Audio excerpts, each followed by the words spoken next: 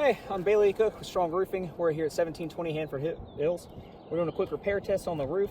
It is about 20 years old. We do have some wind damage right here. We got a missing tab with a little bit of light creasing across the top. So we're going to be taking this shingle out today, putting a brand new one back in. Generally, off the initial inspection, I am seeing a little bit of mat tearing underneath. It is going to make it hard for those tar seals to get back down on that new shingle. I did bring two brand new Landmark pewter gray, so it is an exact match up to the roof. I'm also noticing the shingle here. I've only got about a 5.5 inch reveal, and I can send in some photos along with the video as well. Generally, the new reveals need to be 5 5/8 inch, so that is going to be a little bit of a misdemeanor on those tar lines wanting to set up as well. So let's get started.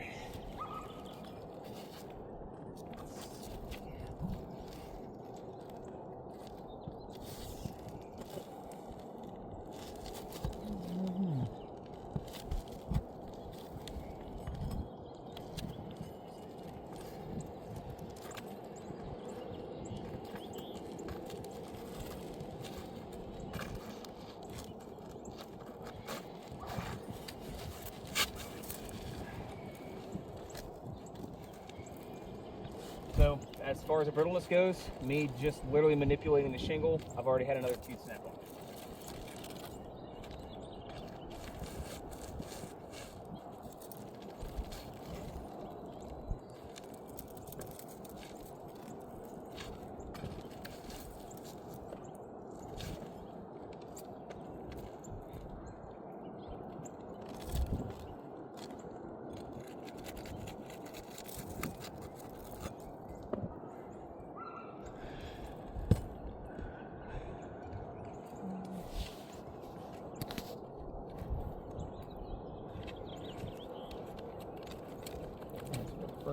First line out.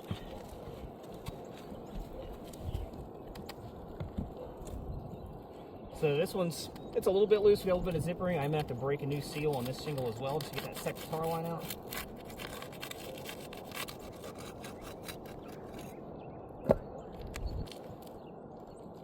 So even being as easy as I can, and I'll send in some photos as well, I've still got a little bit of mat transfer as well coming up to that new shingle.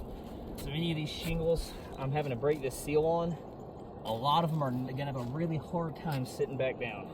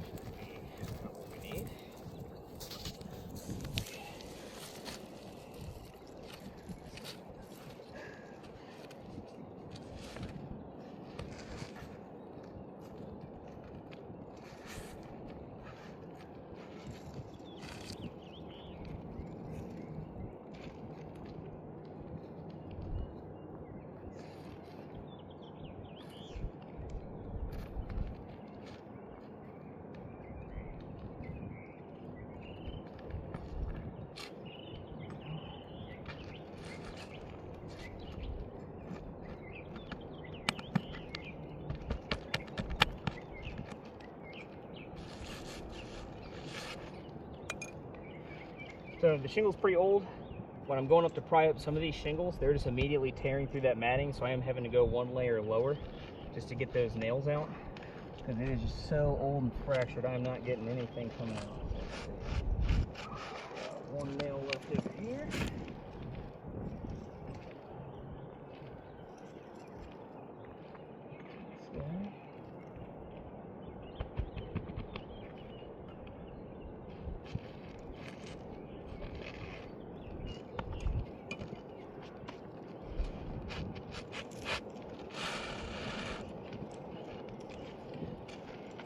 This is our old damaged shingle. So I've got a little bit of mat transfer right there, just to kind of show a little bit closer about what I was talking about as far as that tar seal. It's completely dried out, it's gone. There's a little bit of felt and stuff from the shingle that was above it stuck there, so there is no getting that shingle to sit back down after that.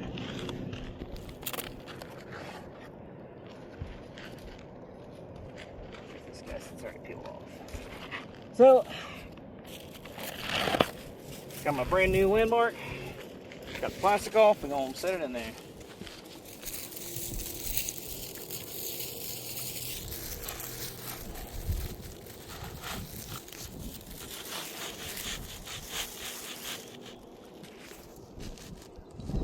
And so, as I initially kind of thought, so this is my nail line up here. This is where that line is supposed to match up with the shingle previously above it. So we're gonna slot that in, and you can still see pretty easy. I got about a 1/4 inch of space in between there, which is that reveal I was talking about earlier. So North Carolina states that we need a 5 5/8 reveal on these shingles. I've got a 4 1/2 to just a tad over that reveal on all these original shingles. So that's definitely gonna cause some issues with it lining up where it's supposed to on that nail line and that tar seal as well.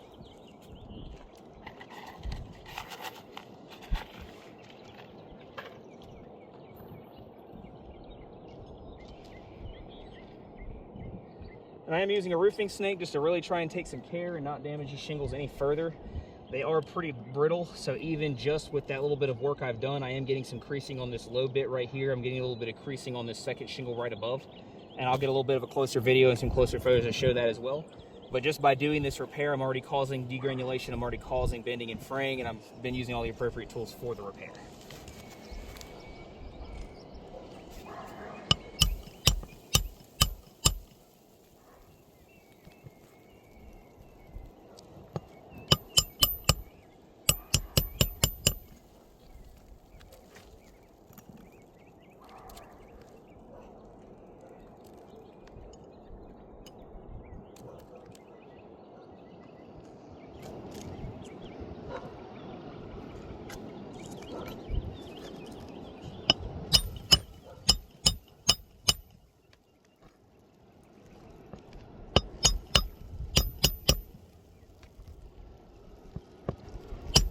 So even with my roof snake, I'm never getting it above that 45-degree angle. I've already got some pretty good creasing right here, and I am shedding quite a bit of granulars just by hitting this shingle a good bit.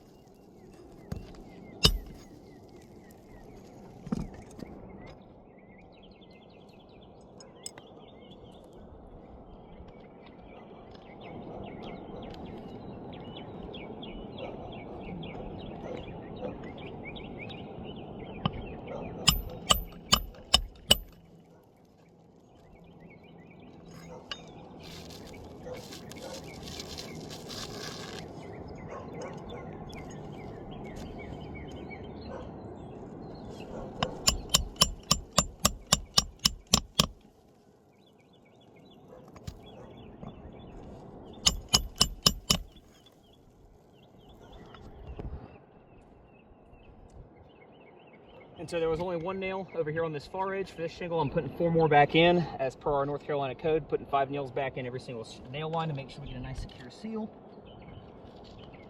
One last one over here.